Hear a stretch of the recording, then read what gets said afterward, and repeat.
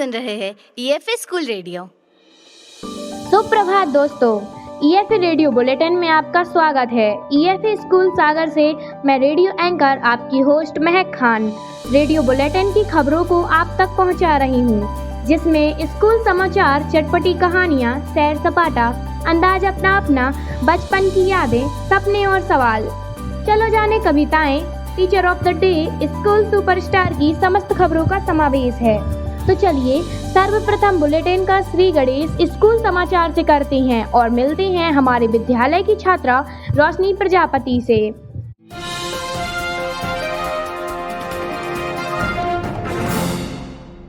ईएफए विद्यालय सागर से मैं आयुषी सोनी आपको सुना रही हूँ स्कूल समाचार। जुलाई माह में विद्यालय में हुई समस्त गतिविधियों की जानकारी समाचार द्वारा पेश है आपके सामने। विद्यालय में हुए कौशल प्रदर्शनी के आयोजन के अंतर्गत छात्राओं द्वारा ब्यूटी एवं वेलनेस तथा आईटी के मॉडल और चार्ट बनाए गए एवं पुरस्कार दिए गए। एक पेड़ मां के नाम के तहत वृक्षारोपण किया गया। दैनिक भास्कर प्रतिभा सम्मान में विद्यालय की छात्राओं को सम्मानित किया गया। 20 एवं 21 जुलाई को 2 दिवसीय गुरु पूर्णिमा उत्सव मनाया गया। इस उपलक्ष्य में छात्राओं ने गुरुओं का सम्मान किया तथा प्राचीन काल में प्रचलित गुरुकुल व्यवस्था एवं उसका भारतीय संस्कृति पर प्रभाव विषय पर निबंध प्रतियोगिता आयोजित की गई।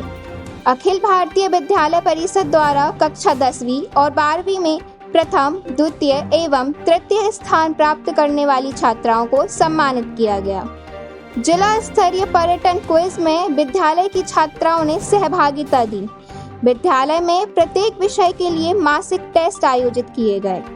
21 तथा 18 जुलाई तक शिक्षा सप्ताह मनाया गया तथा विभिन्न गतिविधियां आयोजित की गईं। इसी के साथ ईएफए स्कूल समाचार बुलेटिन समाप्त हुए। धन्यवाद। स्कूल समाचार की बात सुनते हैं 12th की छात्रा स्वाति लड़िया से चटपटी शिक्षाप्रद कहानी, जिसका शीर्षक है शेर का घमंड। मेरा नाम स्वाति लड़िया है। मैं ईएफए पंडित रविशंकर शुक्ल शासकीय कन्या उच्चतर माध्यमिक विद्यालय कक्षा 12वीं की छात्रा हूँ। मैं आपको सुना रही हूँ एक चटपटी प्रेरणादायक कहानी, जिसका शीर्षक है शेर का घमंड। एक बड़े से जंगल में शमशेर नाम का एक बड़ा और ताकतवर शेर रहा करता था। उसकी ताकत और तेज दहाड़ से जंगल के सभी जानवर उससे डरते थे। शेर जंगल का राजा था और उसे इस बात का बहुत घमंड था। उसे लगता था कि वो जंगल में जो चाहे वह कर सकता है। एक दिन शहर का राजा जंगल में घूमने निकला। घूमते घूमते वह शेर भी राज्य की तरफ आ गया।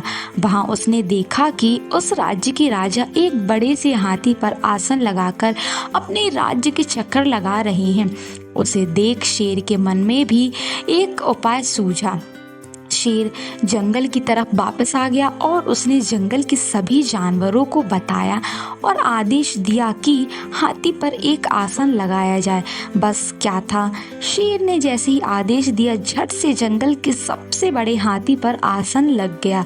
शेर उछलकर हाथी पर बैठा और अपनी तेज दहाड़ के साथ उसने हाथी को चलने का इशारा दिया।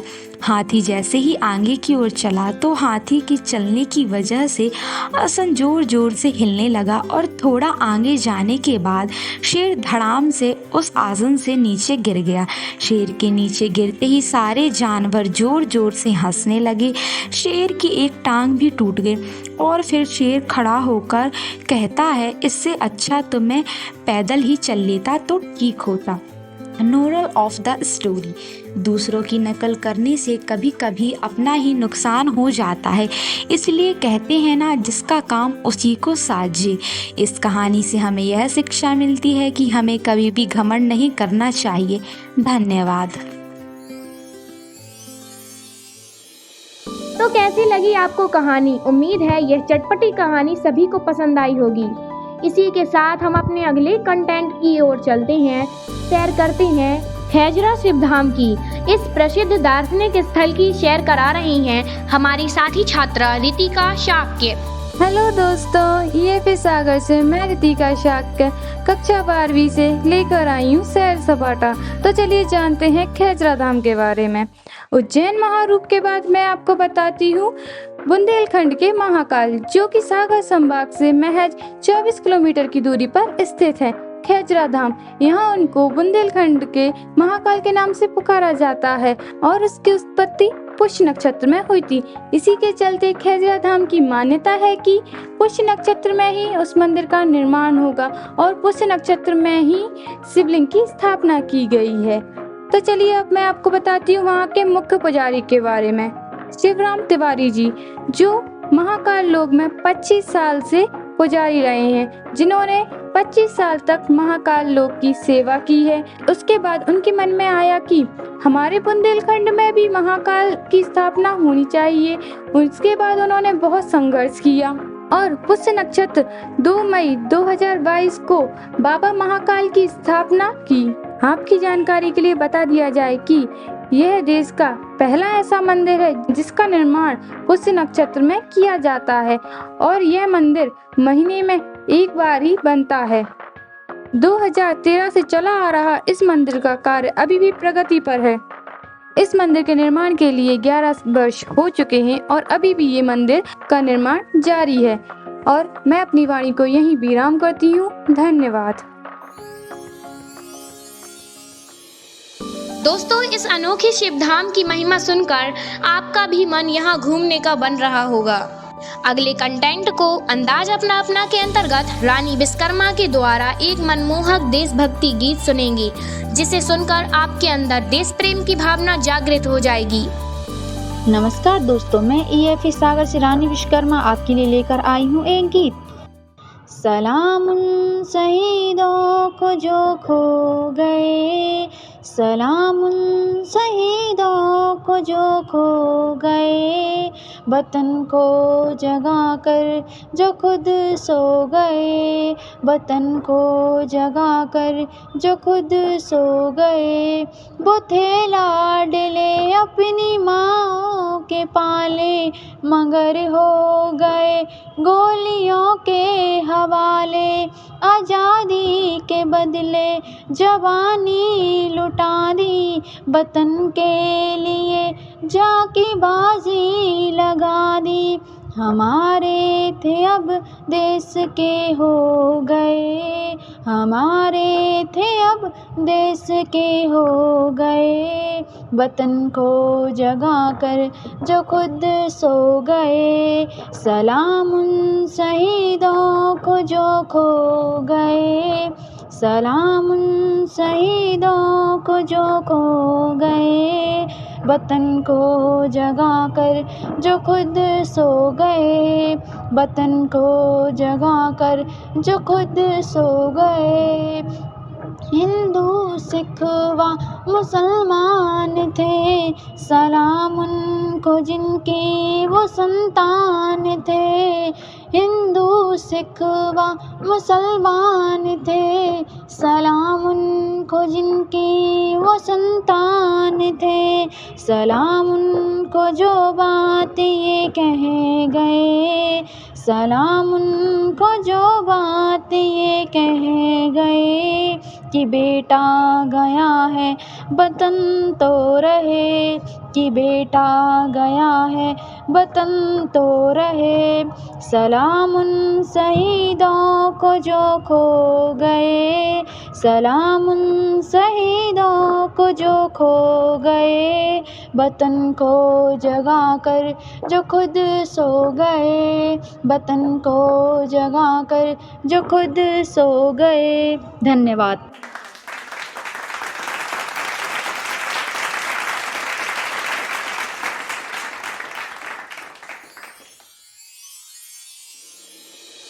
रेडियो बुलेटिन की श्रृंखला में हम लेकर चलते हैं जीवन के स्वर्ण युग की ओर। कागज की कश्ती थी, पानी का किनारा था, खेलने की मस्ती थी, ये दिल आवारा था। कहाँ आ गए इस समझदारी के दलदल में, वो नादान बचपन भी कितना प्यारा था। इन्हीं पंक्तियों के साथ सुनेंगे रितिका शाक्य के द्वारा हमारे विद्यालय की शिक्षिका श्रीमती शोभना दिमोले मैडम की बचपन की यादें।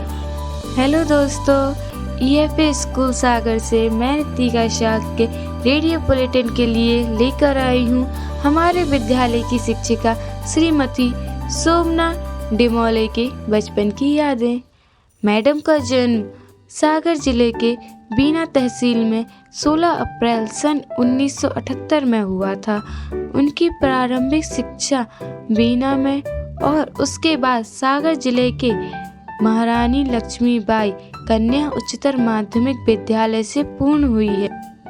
सन 1995 में हाई सेकेंडरी उत्तीर्ण होने के पश्चात गर्ल्स डिग्री कॉलेज में दाखिला कर स्नातक उत्तर की उपाधि प्राप्त की है तथा बीएड किया है।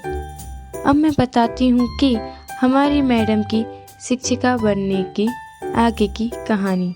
शिक्षिका के रूप में उनकी प्रथम नियुक्ति 26/9/2007 को रेहली तहसील के ग्राम पटना बुजुर्ग में हुई।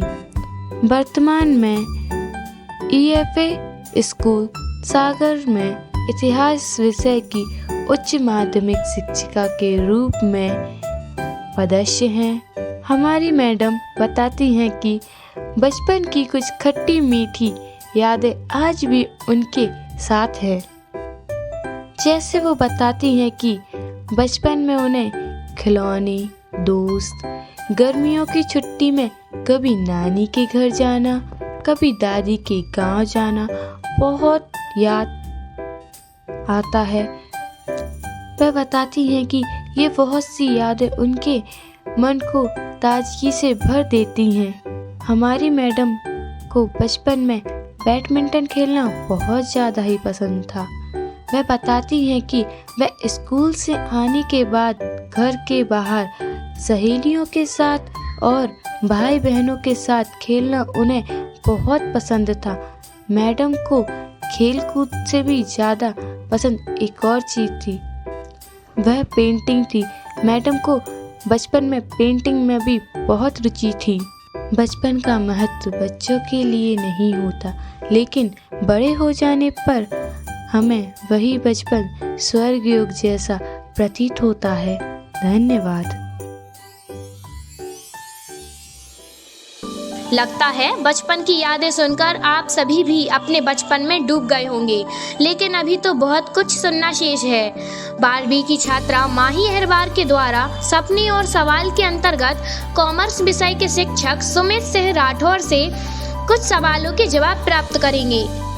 नमस्कार, ईएफए सागर से मैं माही अहरवार कक्षा 12वीं कॉमर्स की छात्रा सपने और सवाल कार्यक्रम के अंतर्गत आज कॉमर्स विषय को लेकर विद्यालय के कॉमर्स शिक्षक श्री सुमित सिंह जी से चर्चा करूंगी। तो आइए सर से चर्चा करते हैं। नमस्कार सर, आज का मेरा पहला प्रश्न, एक विद्यार्थी कॉमर्स विषय का चयन क्यों करे? ऐसा बहुत बार देखा गया है कि विज्ञान और आर्ट्स में रुचि ना रखने वाले विद्यार्थी कॉमर्स का चयन करते हैं, जबकि इसके विपरीत कॉमर्स का चयन इसलिए करना चाहिए क्योंकि कॉमर्स के छात्रों के पास करियर ऑप्शन की कमी नहीं है, लेकिन ज़रूरी है अपने लिए सही कोर्स चुनने की।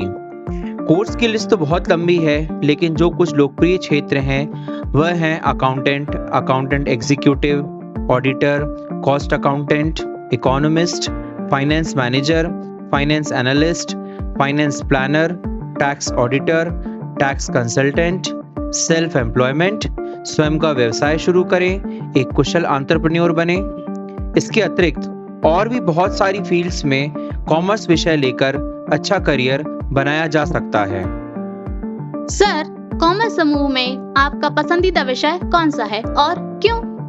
कॉमर्स समूह के जो दो महत्वपूर्ण विषय हैं वो होते हैं अकाउंटेंसी और बिजनेस स्टडीज, लेखा शास्त्र और व्यवसाय अध्ययन। वैसे तो मुझे दोनों ही विषय पसंद हैं। जब मैं स्टूडेंट था तब भी मुझे दोनों ही विषय पढ़ना पसंद थे, और जब एज अ टीचर भी मुझे दोनों ही विषय पढ़ाना पसंद है। और मेरा ये मानना है कि किसी विद्यार्थी को कोई विषय क्यों पसंद होता है, उसमें बहुत बड़ा रोल टीचर का होता है। अगर आपके पास ऐसे टीचर होते हैं जो आपको इस विषय को लेके इंटरेस्ट क्रिएट कर पाते हैं, तो वो डेफिनेटली विषय आपका पसंदीदा बन जाता है। तो जब मैं स्कूल में पढ़ता था तो मेरी accountancy and business studies teacher थी जो मिसेस सुजाता कुट्टी नायर, जो अब बैंगलोर में है। तो तो वो अकाउंटेंसी और बिजनेस स्टडीज इतने रोचक तरीके से पढ़ाती थी कि मुझे एक बार में ही समझ में आ जाता था। और मैंने 12th में कभी कोई 11th में कोई कोचिंग नहीं करी।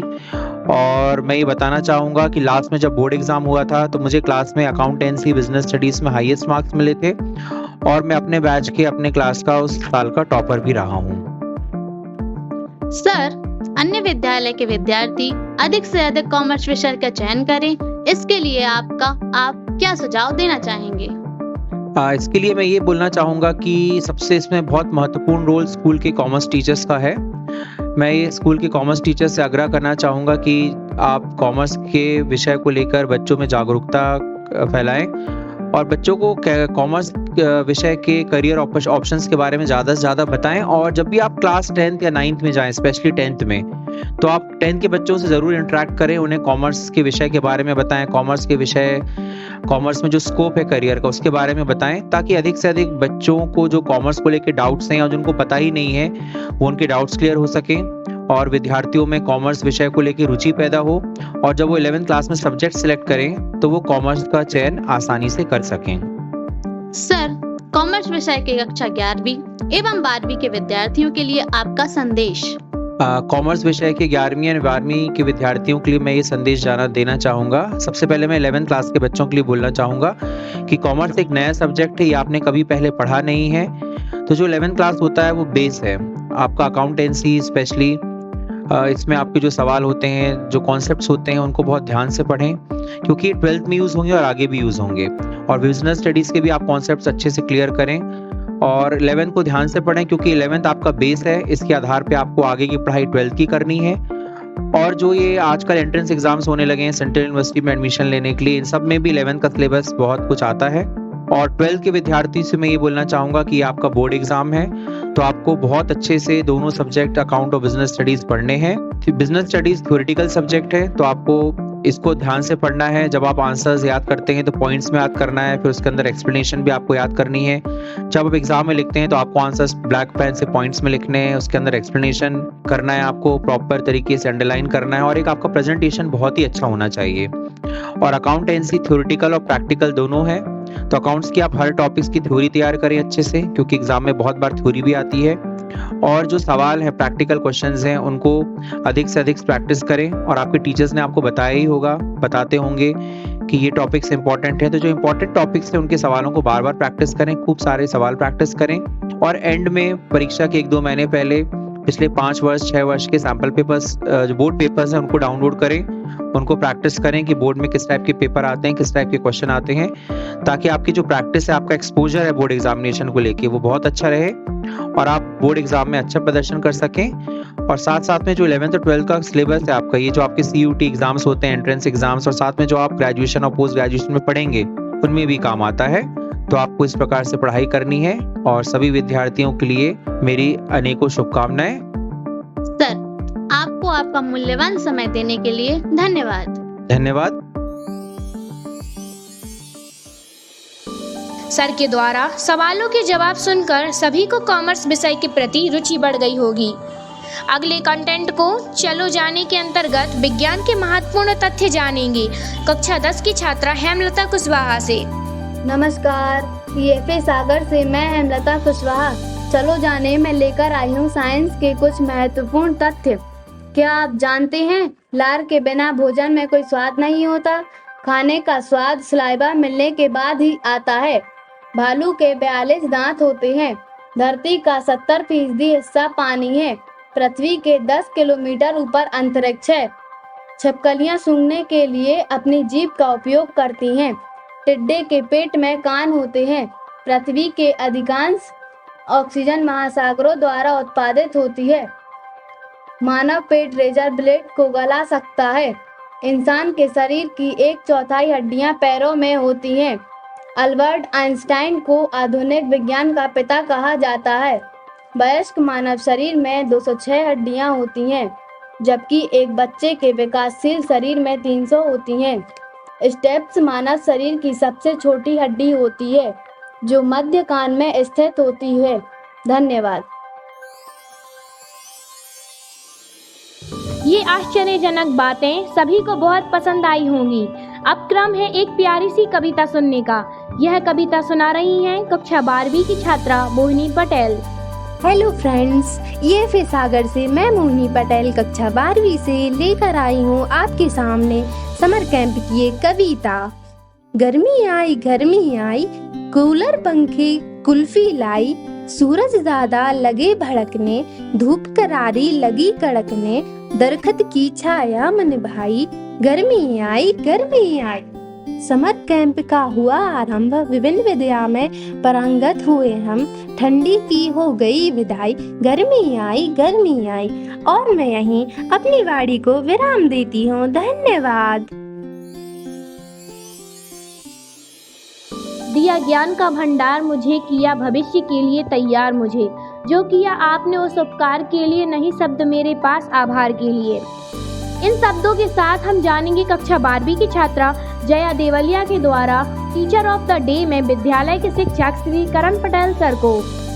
नमस्कार, मैं जया देवलिया ईएफए पंडित रविशंकर शुक्ल शासकीय कन्या उच्चतर माध्यमिक विद्यालय की छात्रा हूँ। टीचर ऑफ द डे में जानेंगे आज हम हमारे विद्यालय के गणित विषय के उच्चतर माध्यमिक शिक्षक श्री करण सह पटेल सर के बारे में। सर के पिता का नाम श्री रामनाथ पटेल है।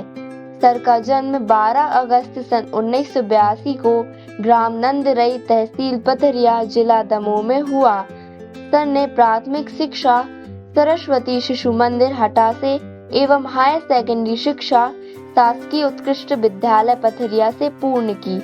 सर ने डॉक्टर हरि सिंह गौर विश्वविद्यालय से गणित विषय से सन 2003 में स्नातक की उपाधि एवं 2014 में महर्षि महेश योगी विश्वविद्यालय सागर से स्नातकोत्तर की उपाधि प्राप्त की।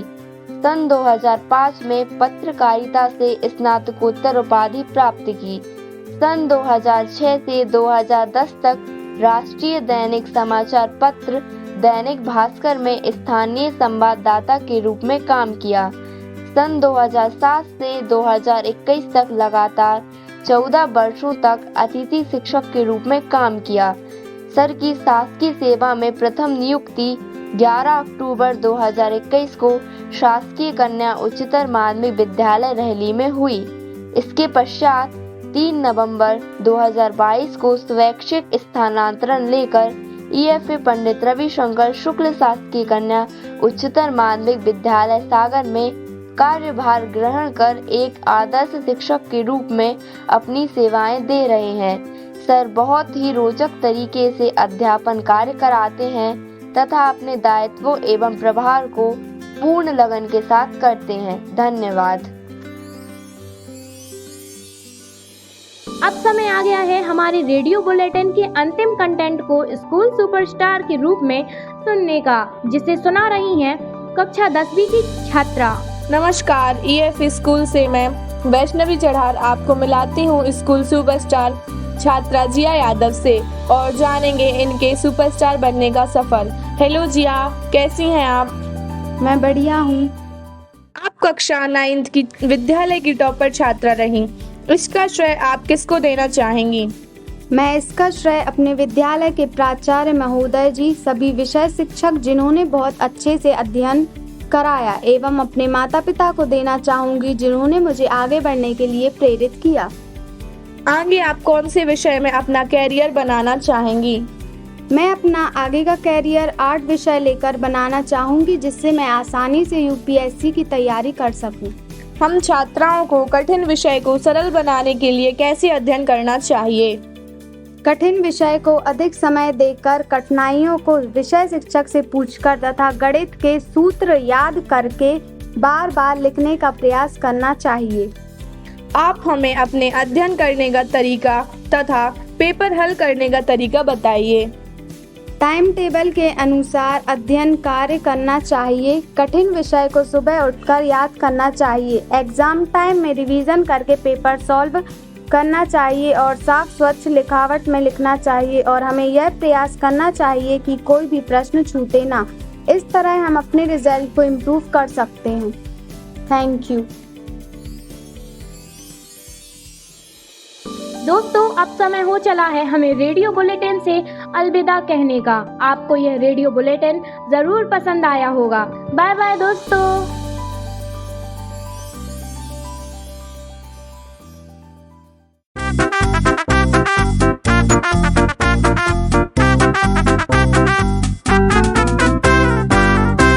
आप सुन रहे थे EFA स्कूल रेडियो।